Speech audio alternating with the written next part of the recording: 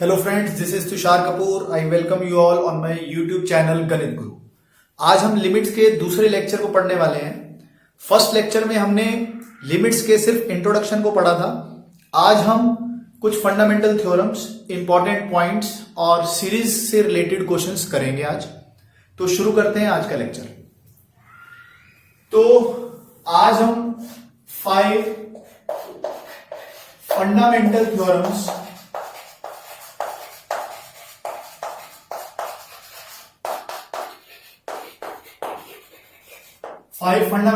से आज हम स्टार्ट करते हैं। ठीक है, तो ये फंडामेंटल थ्योरम्स क्या कहते हैं? जैसे मान लो मेरे पास कोई फंक्शन है f x, limit x tending to a f of x, ये हमें देता है l, and limit x tending to b g of x, ये हमको देता है लिमिट एक्सटेंडिंग टू ए कर लेते हैं जी ऑफ एक्स एम देता है। तो 5 फंडामेंटल थ्योरम क्या है हमारे पास? पहली थ्योरम है सम रूल। सम रूल क्या कहता है हमें? अगर हमें बोला जाए कि limit x tending to a f of x plus g of x, f of x plus g of x, तो हम क्या कर सकते हैं? इस लिमिट को दोनों अलग अलग फंक्शन को दे सकते हैं। जैसे limit x tending to a f of x plus limit x tending to a g of x. हम क्या कर सकते हैं कि दोनों पे फंक्शंस पे अलग अलग लिमिट लगा सकते हैं और सॉल्व कर सकते हैं। जो आंसर आएंगे एंड में उनको लिख लेंगे एल प्लस एम, ये हमारा आंसर। सिमिलरली सब्सट्रैक्शन रूल, उसमें क्या है? Limit x tending to a f of x minus g of x अगर दिया हुआ है तो हम क्या कर सकते हैं? दोनों पे अलग अलग लिमिट लगा सकते हैं, सॉल्व कर लेंगे, बाद में दोनों को ऐड कर लेंगे। जैसे limit x tending to a f of x minus limit x tending to a g of x, ऐसा कर लेंगे हम। मतलब ये नहीं है कि पहले इन दोनों फंक्शन को ऐड करेंगे उसके बाद लिमिट लगा पाएंगे, ऐसा नहीं है। आप अलग अलग लिमिट लगाओ, दोनों को ऐड कर लो। ठीक है, बात समझ आ गई?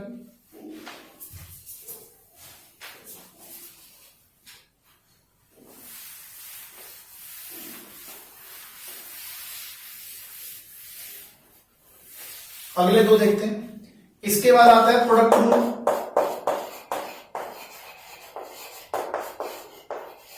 प्रोडक्ट रूल में क्या होगा? Limit x tending to a f of x into g of x. इसको कैसे करेंगे? सेम है, दोनों में अलग अलग लिमिट लगा दो, सॉल्व कर लो। Limit x tending to a f of x into limit x tending to a g of x, solve कर लो, आंसर आपका एल एम आ जाएगा। Fourth, division rule. इसमें क्या देखना है हमें? Limit x tending to a f of x by g of x. बस यहां पर ये ध्यान देना है कि जी ऑफ एक्स 0 नहीं होना चाहिए। वो तो पता ही हमें, डोमेन भी सेटिस्फाई नहीं करेगी ना। तो इसको अगर हम सॉल्व करेंगे तो क्या आ जाएगा? Limit x tending to a f of x divided by limit x tending to a g of x. ठीक है, मतलब हम सीख क्या रहे हैं इसमें कि अगर दो फंक्शन दिए, उनका प्रोडक्ट दिया हुआ है, तो आप अलग अलग लिमिट लगाओ, सॉल्व करो, बाद में आंसर को मल्टीप्लाई कर देना। तो यहां पर आंसर हमारे पास कितना आ जाएगा?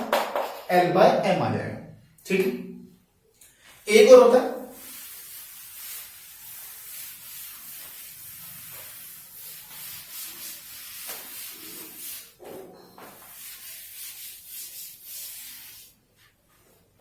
फिफ्थ है constant multiple rule.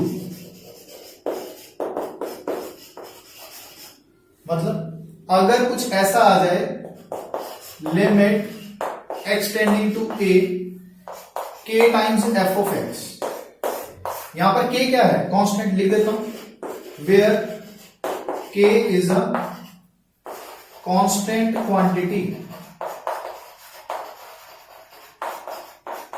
Where k is a constant quantity. तो हम क्या करेंगे, कांस्टेंट का कोई काम नहीं है लिमिट में, कांस्टेंट को बाहर ले लेंगे, फिर हो जाएगा limit x tending to a f of x. तो आंसर कितना आ जाएगा, के, ये हमारा आंसर है। तो इन 5 फंडामेंटल थ्योरम से हमने क्या सीखा कि जब लिमिट की बात आती है तो हम अलग अलग फंक्शन पे लिमिट लगा सकते हैं, उसके बाद जो भी आंसर आएगा उनका सम, प्रोडक्ट, डिफरेंस जो भी पूछा है वो हम कर सकते हैं। ठीक है, तो ये फंडामेंटल थ्योरम का पता होना बहुत जरूरी था। अब आगे बढ़ते हैं, कुछ इंपॉर्टेंट नोट लिखते हैं, और ये नोट्स बहुत ज्यादा इंपॉर्टेंट है, ये बात आपको समझ आनी चाहिए।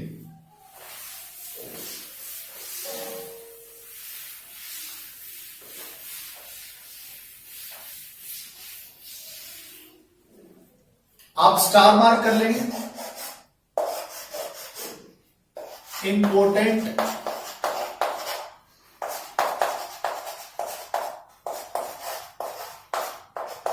Notes, important notes. तो इंपॉर्टेंट नोट्स कैसे करेंगे, पहला नोट क्या बोल रहा है, if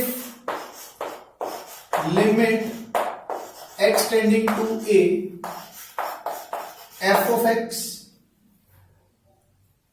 is equal to L and limit extending to b g of x is equal to m।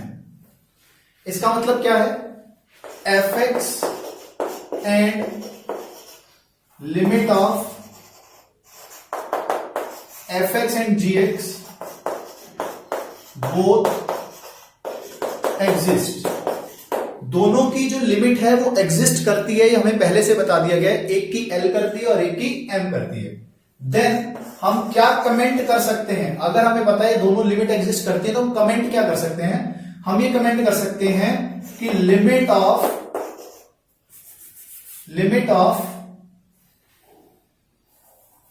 ए ही लिखना है, limit of x tending to a f of x plus minus gx, limit of fx into gx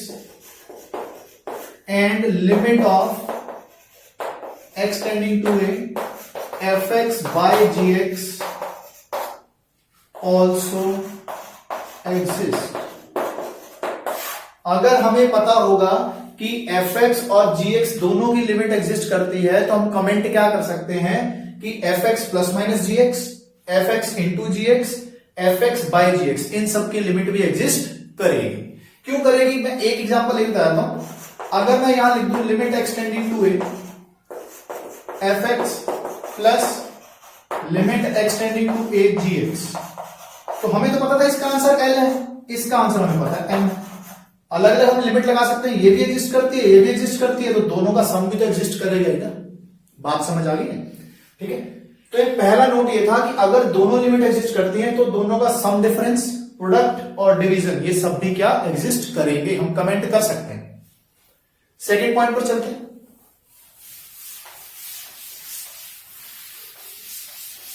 second point पर चलते हैं। Second point में क्या है, if limit x tending to a f x L है, limit x tending to a g x does not exist, ये हमें पता है, ये एग्जिस्ट नहीं करेगी, देन इसमें सब हेडिंग आते हैं। A point, limit x tending to a fx plus minus gx will also not exist, ये भी एग्जिस्ट नहीं करेगी। क्यों, आप कह रहे हो सर अगर इसकी लिमिट एग्जिस्ट नहीं कर रही तो मान लो एक लेफ्ट हैंड लिमिट अल्फा ही होगी, राइट हैंड लिमिट बीटा ही होगी, लेफ्ट हैंड लिमिट अल्फा ही होगी, राइट हैंड लिमिट बीटा ही होगी, इसकी लिमिट एल है, तो इस पूरे फंक्शन की, अगर मैं प्लस वाले का केस लूं, पूरे फंक्शन की लेफ्ट हैंड लिमिट आई होगी एल प्लस अल्फा और राइट हैंड लिमिट क्या आई होगी एल प्लस बीटा। तो ये तो इक्वल नहीं है, इक्वल होते थे तभी तो लिमिट एग्जिस्ट करती थी। तो हमें यहां तो सीधा सीधा पता लग गया कि एफ एक्स और जो जी एक्स है इनका सम या डिफरेंस एग्जिस्ट नहीं करेगा अगर दोनों में से कोई एक एग्जिस्ट नहीं करता है तो। ठीक है, इसका बी पार्ट क्या कहता है, limit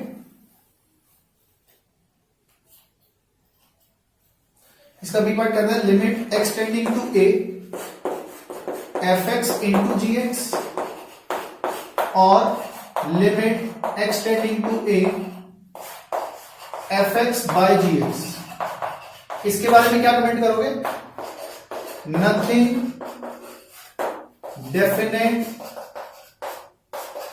can be said, nothing definite can be said about these limits,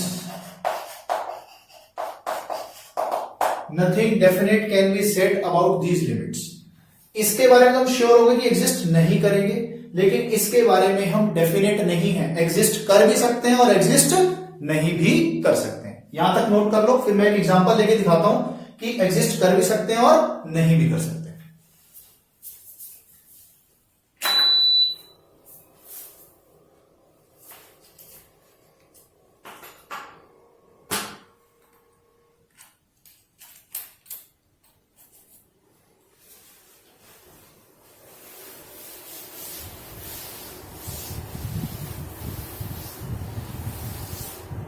case देखते हैं। मान लो मैं एफ ऑफ एक्स ले रहा हूं एक्स और जी ऑफ एक्स ले रहा हूं box x. F of x ले लिया मैंने एक्स और जी ऑफ एक्स ले लिया मैंने बॉक्स एक्स। तो हमें पता है कि ये लिमिट एग्जिस्ट इसकी कहां नहीं करती, limit does not exist at integers, integers पर इसकी लिमिट एग्जिस्ट नहीं करती, लेकिन ये हर जगह एग्जिस्ट करता है। तो ये वाला केस हो गया कि एफ एक्स हमेशा एग्जिस्ट कर रहा है और जी एक्स एग्जिस्ट नहीं कर रहा। तो मैं दो क्वेश्चन ले रहा हूं, दो। पहला limit x tending to 1, product वाला केस लेते हैं, प्रोडक्ट वाला f x into g x. तो क्या हो जाएगा x into box x, x into box x. एक केस ले रहा हूं limit x tending to 0 x into box x. तो क्या हो रहा है बेटा, 1 प्लस पर देखो क्या हो रहा है। तो क्या होगा 1 प्लस पर, 1 plus into box of 1 plus, 1 plus तो 1 होता है, ग्रेटेस्ट इंटीजर के अंदर 1 से बड़ा आंसर क्या होता है 1 होता है। 1 माइनस बॉक्स ऑफ 1 माइनस 1 से छोटे का बॉक्स कितना होता है 0। तो हमें यहां पता क्या चला, लिमिट एग्जिस्ट नहीं कर रही है। इस वाले केस में देखते हैं 0 प्लस में क्या होगा, 0 प्लस इंटू 0 प्लस, 0 प्लस का बॉक्स कितना होता है 0, 0 minus, 0 minus into 0 minus, 0 minus मतलब negative number, negative number into 0 क्या होगा 0। तो यहां पर क्या कर रहा है बेटा, लिमिट तो एग्जिस्ट कर रही है। तो वही तो बोला था, nothing definite can be said, limit exist कर भी सकती है और लिमिट एग्जिस्ट नहीं भी कर सकती, दोनों काम हो सकते हैं। इसीलिए अगर एक एग्जिस्ट कर रही है एक एग्जिस्ट नहीं कर रही, तो प्रोडक्ट और डिवीजन के लिए कुछ भी डेफिनेट नहीं कह सकते हैं। बात समझ आ गई। अगला केस ले लें।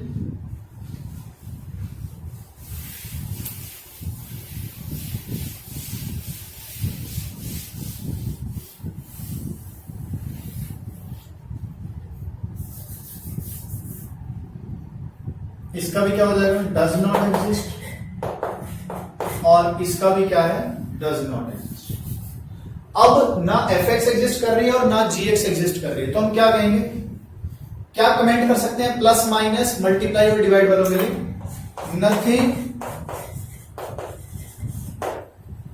Definite can be said about limit x tending to a f(x) plus minus gx, limit x tending to a fx into gx limit x tending to a fx by gx। देखो पहले वाले case में क्या था, ये दोनों exist कर रहे थे तो हम कहते थे कि सब एग्जिस्ट करेगा। सेकेंड केस में ये एग्जिस्ट करता था, ये नहीं करता था, तो जो प्लस माइनस वाले थे वो तो पक्का एग्जिस्ट नहीं करेंगे। और प्रोडक्ट के बारे में हम डेफिनेट नहीं कह सकते थे, लेकिन इस वाले केस में fx और gx दोनों एग्जिस्ट नहीं कर रहा, तो हम चारों के बारे में कुछ भी नहीं कह सकते हैं। मैं एक दो एग्जांपल लेके दिखाता हूं, आपको समझ आ जाएगा बेटा। मैं एग्जांपल ले रहा हूं, आपको समझ आ जाएगा बेटा। रहा हूं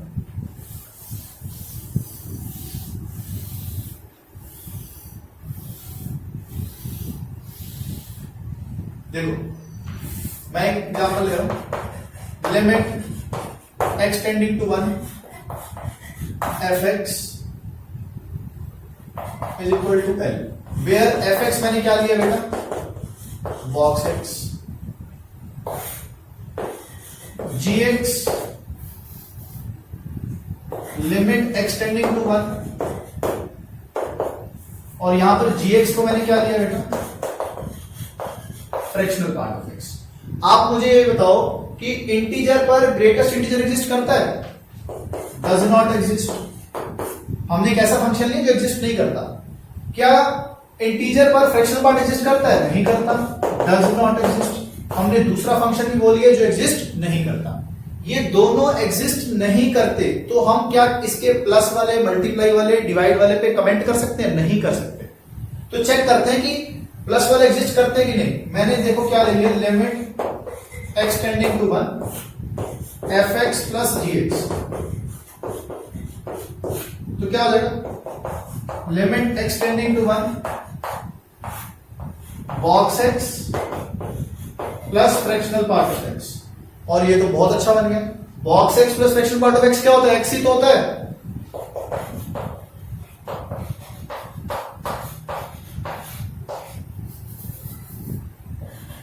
ये तो एग्जिस्ट कर गया, y इक्वल टू x, तो आंसर 1 आ गया। ये तो एग्जिस्ट कर गया। तो इसका मतलब क्या है, अगर दोनों फंक्शन एग्जिस्ट नहीं कर रहे तो जरूरी नहीं है कि इनका सम एग्जिस्ट नहीं करेगा। देखो इनका सम तो एग्जिस्ट कर गया, तो मतलब कुछ भी डेफिनेट नहीं कह सकते हैं। समझ आ गई ये बात। मैं एक एग्जांपल और ले लेता हूं।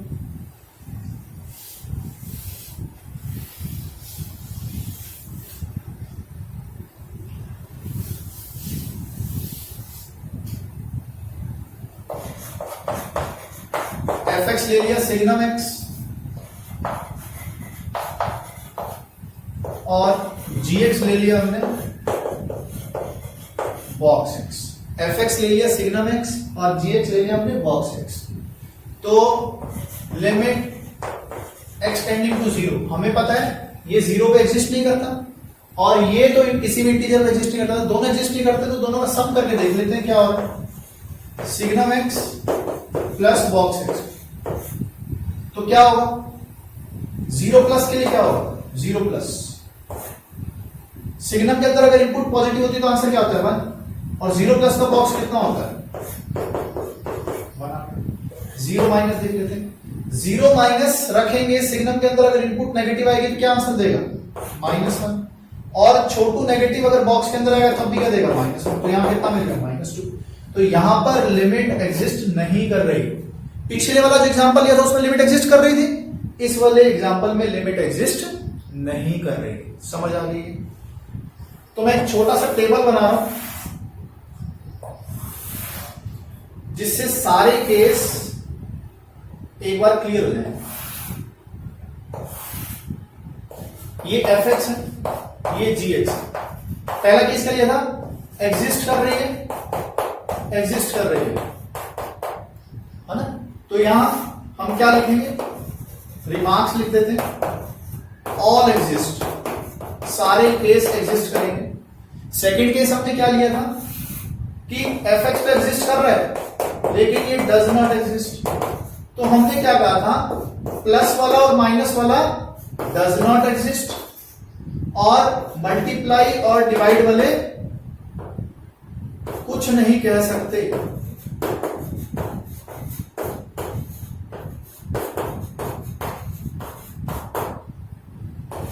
आखिरी केस क्या लिया था, ना तो फंक्शन ये एग्जिस्ट कर रहा था और ना ही ये एग्जिस्ट कर रहा था, तो हम किसी के बारे में कुछ नहीं कह सकते थे, वो एग्जिस्ट कर भी सकता और नहीं भी कर सकता, कुछ नहीं कह सकते किसी के बारे में भी, चाहे वो प्लस माइनस वाले हों, चाहे वो मल्टीप्लाई डिवाइड वाले। क्या ये बात समझ आ गई?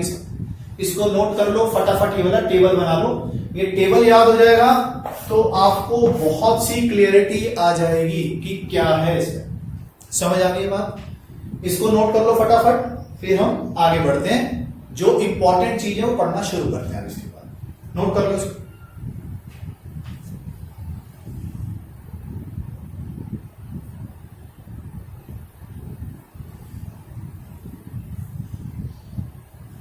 ठीक है बच्चों,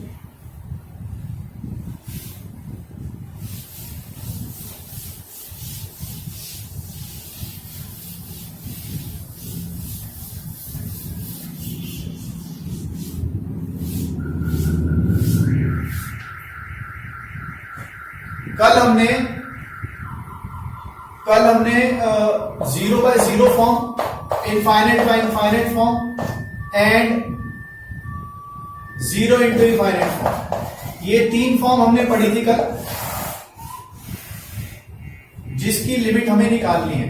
मैंने क्या बताया था, ये तीनों फॉर्म क्या है, इनडिटर्मिनेंट फॉर्म्स हैं, इनडिटर्मिनेंट फॉर्म्स हैं ये सब। इन फॉर्म्स पे सबसे ज्यादा क्वेश्चन पूछे जाते हैं, इस इनडिटर्मिनेंट फॉर्म पर सबसे ज्यादा क्वेश्चन पूछे जाते हैं बेटा। ठीक है, तो इसको एक बार रिकॉल कर लो, आप इसको एक बार रिकॉल कर लो।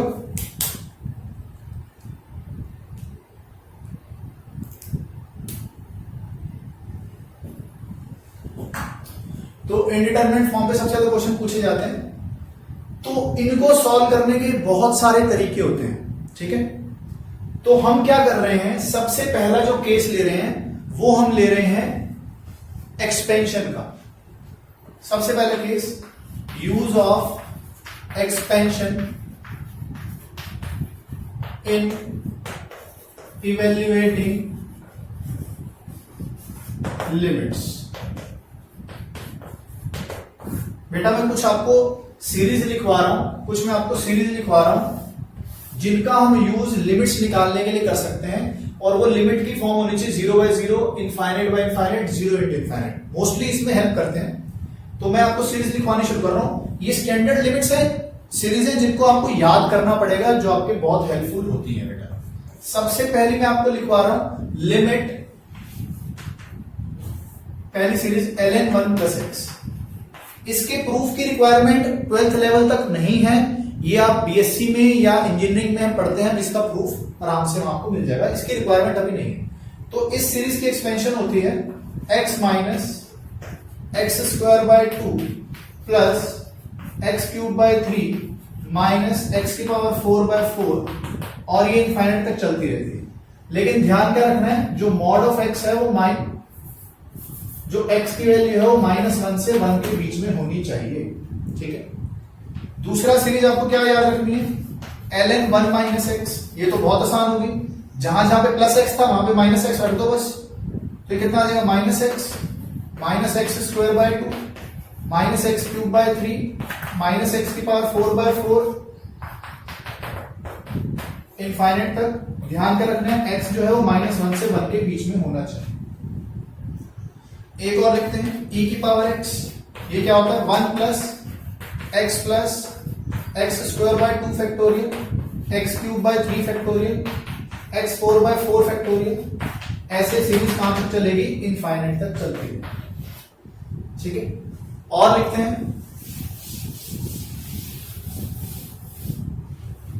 तो e raise to the power minus x,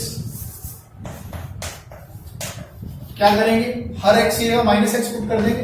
1 minus x plus x square by 2 factorial minus x cube by 3 factorial plus x की पावर 4 बाय 4 फैक्टोरियल। ऐसे चलता है। इसके बाद आता है a raise to the power x, a raise to the power x। देखो e raise to the power x और a raise to the power x में एक छोटा सा फर्क रहता है, सीरीज बिल्कुल ऐसी चलेगी 1 प्लस एक्स लेकिन यहां पर x के साथ ln a आएगा प्लस एक्स स्क्वायर बाय 2, जो इसकी पावर है वही ln a की भी पावर हमें देनी है, x cube by 3 ln a का होल क्यूब, और ये सीरीज ऐसे चलती रहेगी। a raise to the power minus x की लिखवाने की जरूरत नहीं है, बिल्कुल सेम हो जाएगी ऊपर वाली तरह। ठीक है, एक और लिख लेते हैं साइन एक्स की, तो देगा x minus x cube by 3 factorial, x raise to the power 4 by 4 factorial, 5 factorial sorry, minus x raise to the power 7 by 7 factorial, ऐसे चलता है। ठीक है बेटा, नीचे वाले आपने नोट कर लिए होंगे।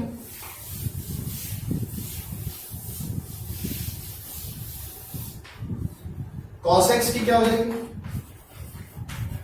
ये होती है 1 minus x square by 2 factorial plus x 4 by 4 factorial minus x 6 by 6 factorial, और ये ऐसे चलता रहेगा। एक और लिख देते हैं tan x की,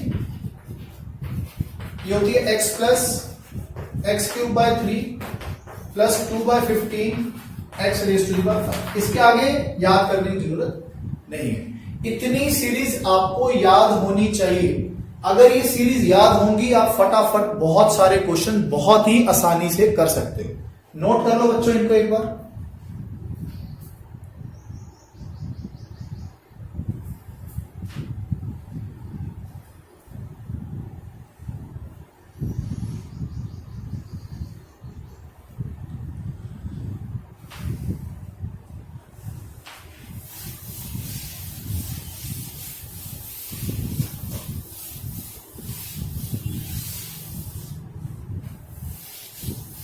इससे रिलेटेड एक क्वेश्चन करते हैं।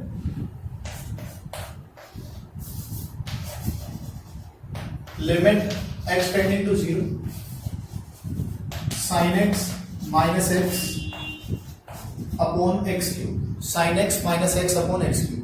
तो सबसे पहला काम क्या होता है, आप सीधा सीधा एक बार x को 0 पुट करके देखो तो फॉर्म इंडिटरमिनेंट बन रही है कि नहीं बन रही है। तो साइन 0 0 माइनस 0 अपॉन 0, ये तो 0 बाय 0 फॉर्म बन गई। इसका मतलब ये इंडिटरमिनेंट फॉर्म। तो आपको हर क्वेश्चन करते वक्त एक बार ये जरूर चेक करना है कि इंडिटरमिनेंट फॉर्म बन रही है कि नहीं बन रही। ठीक है बात। तो क्या करें, इस क्वेश्चन को कैसे सॉल्व करें कि इसका आंसर क्या आएगा। अभी हमने सीखा था साइन एक्स की एक्सपेंशन।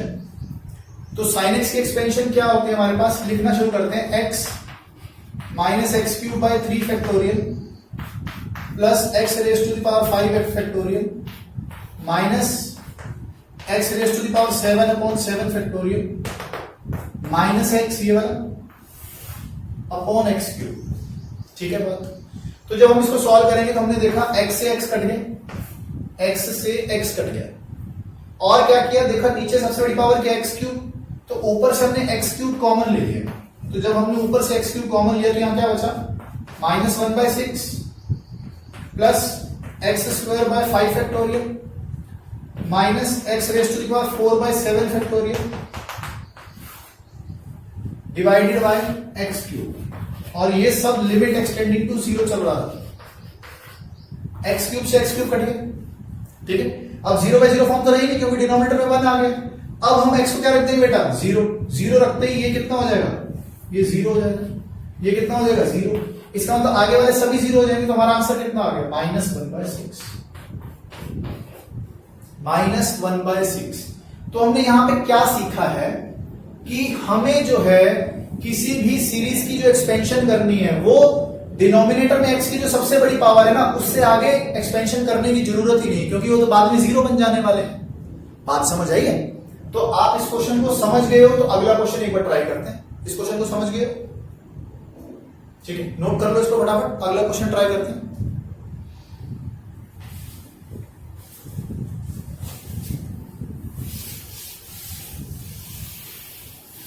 एक क्वेश्चन लिख लेते हैं।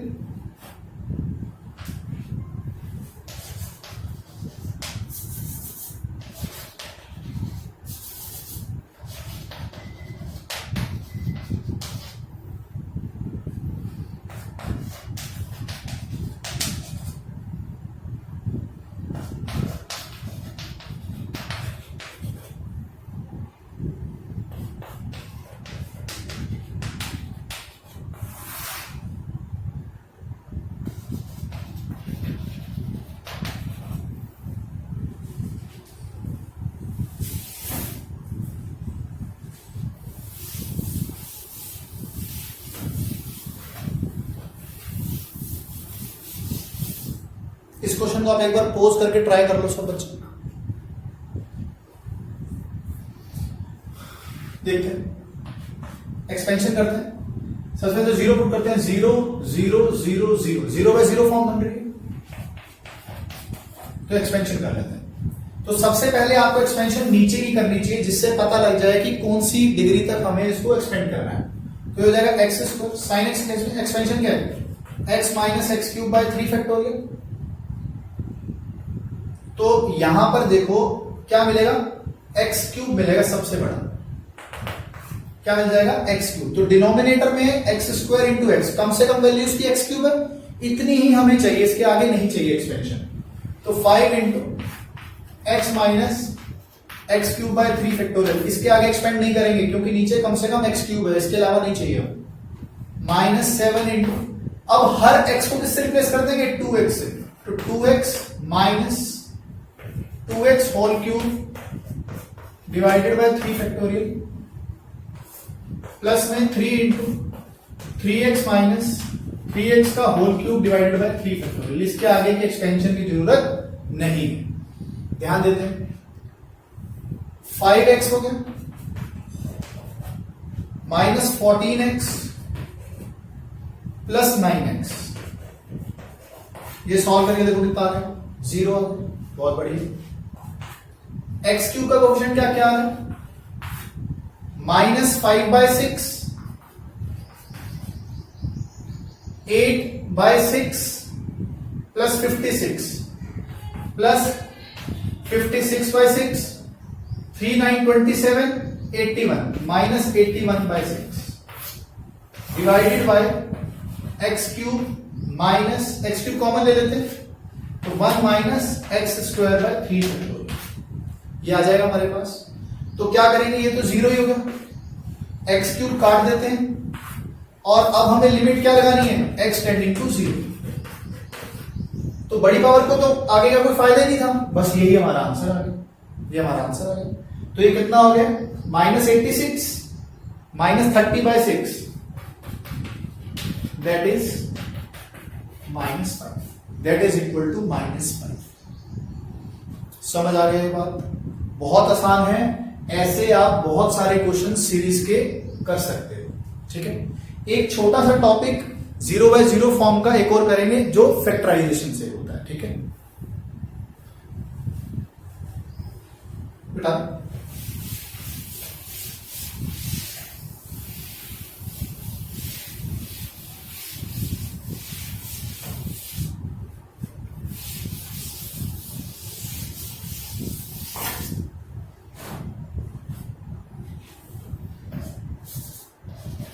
evaluation of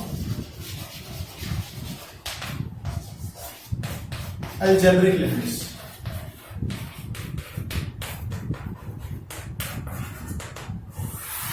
algebraic limits निकालते हैं कैसे होंगे। इसमें सबसे पहला मेथड जो हमारा आज का लास्ट टॉपिक भी है वो है फैक्टराइजेशन मेथड। कौन सा मेथड है फैक्टराइजेशन मेथड।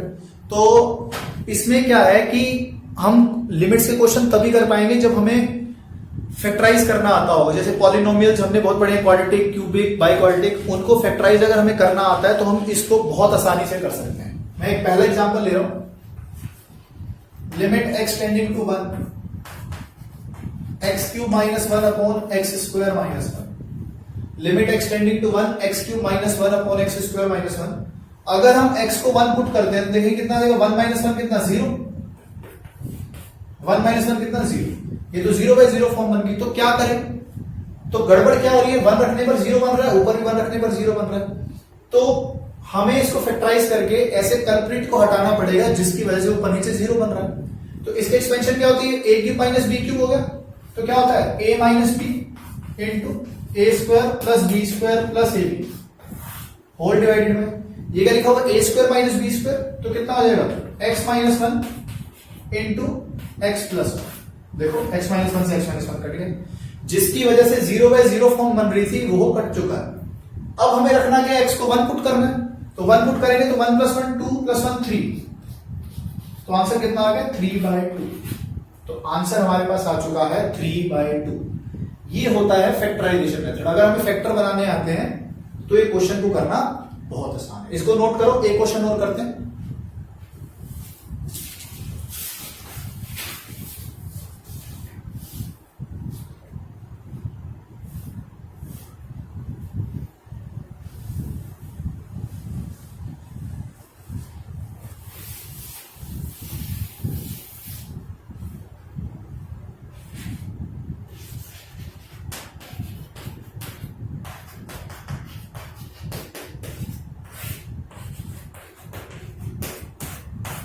ट्राई करो इस क्वेश्चन को ट्राई करो। तो 2 पुट कर रहे हैं तो ऊपर भी 0 बन रहा है, नीचे भी 0 बन रहा है। तो ऊपर वाले को फैक्टराइज कर लेते हैं, नीचे वाले को फैक्टराइज। तो जब ऊपर फैक्टराइज कर रहे हैं तो आ रहा है x-2 x-3, और नीचे फैक्टराइज कर रहे हैं तो कितना आ रहा है x-2 x+2। ये दोनों तो कट गए। तो अब क्या करना है, अब तो इंडिटरमिनेट फॉर्म नहीं बन रही तो x को 2 पुट कर देते हैं। तो 2 पुट करेंगे तो कितना आएगा 2 - 3 अपॉन 2 + 2। तो आंसर कितना आ गया -1/4। आंसर आ गया हमारे पास -1/4। ठीक, तो आज के लिए बहुत है। इसी को कंटिन्यू करेंगे फैक्टराइजेशन मेथड से ही। कल हम अगले लेक्चर में कंटिन्यू करेंगे। तो factorization method, rationalization, double rationalization और बाकी स्टैंडर्ड फॉर्म्स को हम लेक्चर नंबर 3 में कवर करने वाले हैं, जिससे 0/0, इनफाइनाइट और 0 × इनफाइनाइट वाले सारे केस कवर हो जाएंगे। उसके बाद हम trigonometric limits, L Hôpital method, sandwich theorem, बहुत सारे आगे पढ़ने वाले हैं। तो अगर आपको आज का लेक्चर पसंद आया तो आप सब्सक्राइब करें इस चैनल को, लाइक करें, एंड थैंक यू।